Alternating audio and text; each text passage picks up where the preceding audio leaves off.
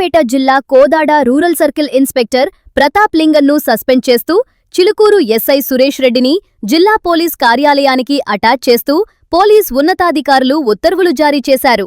CMRF చెక్కుల అవకతవకల కేసులో నిందితుడుగా ఉన్న కర్ల రాజేష్ హుజూర్నగర్ జైలులో అస్వస్థతకు గురై మృతి చెందిన ఘటన తీవ్ర దుమారం రేపుతోంది.